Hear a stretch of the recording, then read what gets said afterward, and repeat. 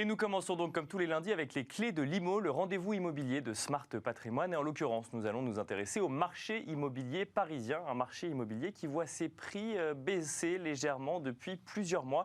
Pour cela, nous avons le plaisir de recevoir sur le plateau de Smart Patrimoine Thomas Lefebvre, directeur scientifique chez Meilleurs Agents. Bonjour Thomas Lefebvre. Bonjour. Bienvenue sur le plateau de Smart Patrimoine. Alors vous avez mené une étude qui s'appelle « Un printemps de l'immobilier qui s'annonce mitigé » et vous constatez que contrairement au marché immobilier français dans son ensemble, où on est toujours sur une progression des prix, une progression qui s'est accentuée d'ailleurs avec la pandémie, le marché immobilier parisien, lui, ne progresse plus et recule légèrement toujours. Exactement, on a globalement en France, en ce moment, en ce début d'année 2022, un marché de l'immobilier qui reste dynamique. Mais Paris qui se détache, et cette fois Paris qui se détache, c'est pas comme d'habitude. Oui, c'est ça, c'est pas à la hausse, c'est à la baisse. C'est pas à la hausse, et on a des prix parisiens qui baissent, qui continuent de baisser. On a le plus haut du marché parisien qui est en juillet 2020. Juillet 2020, d'accord. Où les prix étaient aux alentours de 10 600, 10 700 euros du mètre carré. Et depuis, les prix ont baissé de 4%. Environ, pour arriver aujourd'hui à 10 200, 10 250 en moyenne dans Paris. D'accord. Et ça s'explique vraiment par ce que les Français, ce que les Parisiens ont vécu pendant le confinement, un certain désamour du coup à la suite pour Paris. D'accord. Et donc ça se ressent dans les prix de l'immobilier. Donc c'est parce qu'il y a moins de demandes, parce que ceux qui avant voulaient absolument acheter à Paris, finalement regardent ailleurs, on est sur de la recherche de confort ou une nécessité aussi de quitter Paris ? À la suite des différents confinements, on a vraiment cette recherche de confort, d'espace, d'être plus proche de la nature, mais aussi de pouvoir d'achat. Paris représente quand même en fait l'inverse de tout ça, bien sûr, avec des prix d'immobilier qui étaient presque proches des 11 000 euros du mètre carré avant la pandémie, avant les confinements successifs.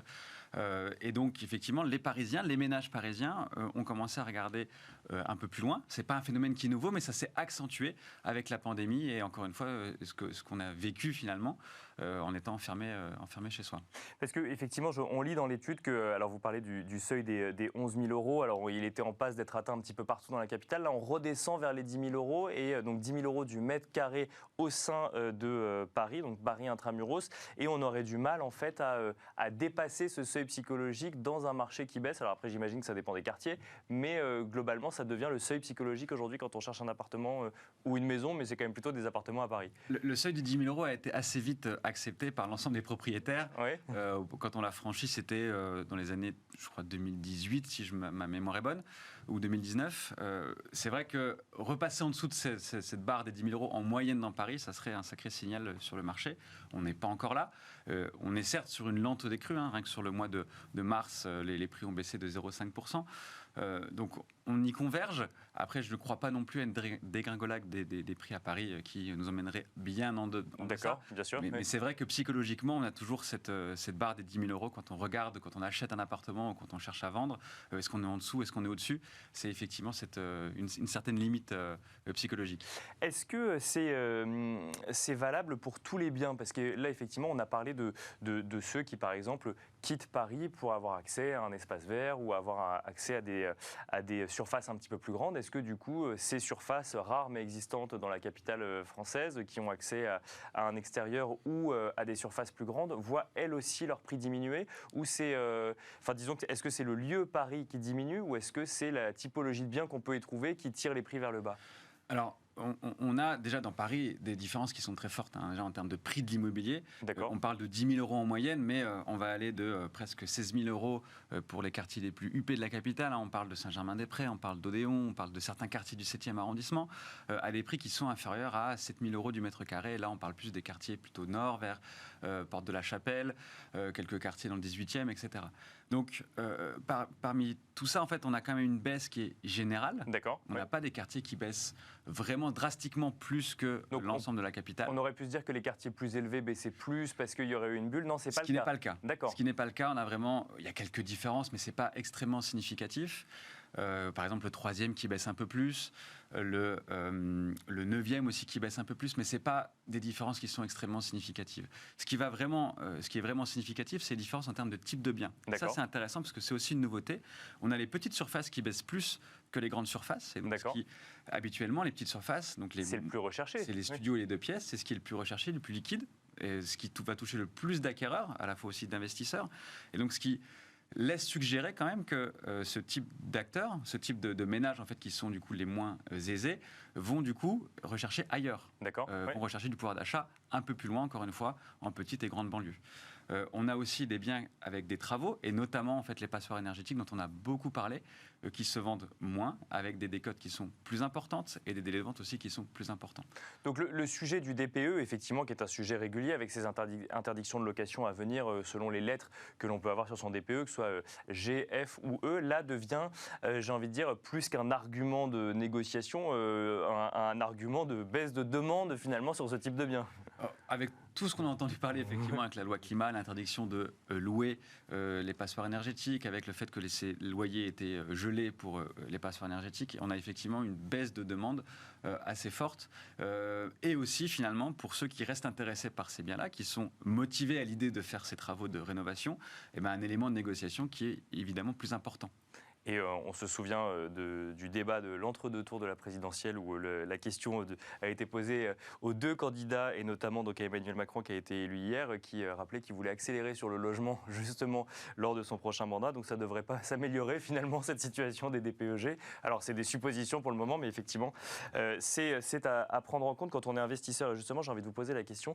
On achète un appartement ou une maison à Paris pour y habiter, mais aussi parfois pour réaliser des investissements. Quand on voit qu'on a perdu 4% sur le prix d'un logement depuis le début de l'année. Est-ce que, en tant qu'investisseur, enfin depuis le plus haut, pardon, lorsque le marché parisien était au plus haut, est-ce qu'on se dit qu'il faut aller investir ailleurs et quitter la capitale pour des investissements ?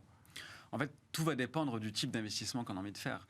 La pierre parisienne reste une valeur sûre, dans le sens où on n'achète pas de l'immobilier pour rester 6 mois, 1 an. C'est de l'investissement sur du temps long, sur 10 ans, sur 15 ans.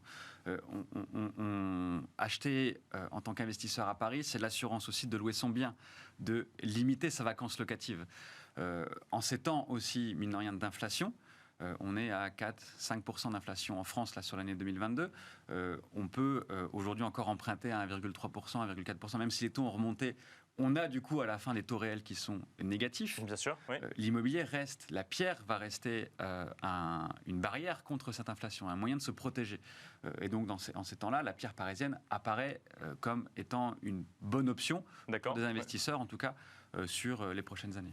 Mais c'est vrai que quand on est investisseur, on peut se poser la question de savoir, parce que d'ailleurs c'est un des bandeaux qu'on a mis dans cette émission, c'est est-ce qu'on est sur un retournement de tendance parce que 2 ans de pandémie ont fait prendre conscience aux gens que le télétravail pouvait leur permettre d'aller travailler plus loin tout en ayant accès à un espace vert ou autre, ou à l'inverse de se dire Paris restera sûr parce que cette capitale économique, en plus d'être une capitale politique, ne va pas voir la demande baisser intégralement et que du coup ça reste un investissement sûr. Alors je ne sais pas si vous pouvez nous donner un conseil d'investissement, mais globalement, est-ce que cette baisse va être amenée selon vous à s'accentuer ou de toute façon Paris restera un lieu d'échange d'offres et de demandes suffisantes pour maintenir un marché de l'immobilier ?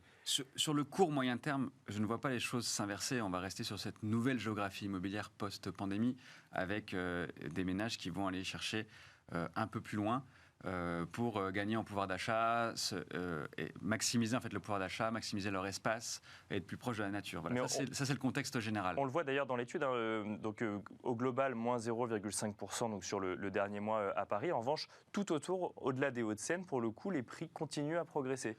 Et c'est vraiment l'inverse. Habituellement, Paris donne le la pour la région Île-de-France, pour la petite couronne, la grande couronne, etc.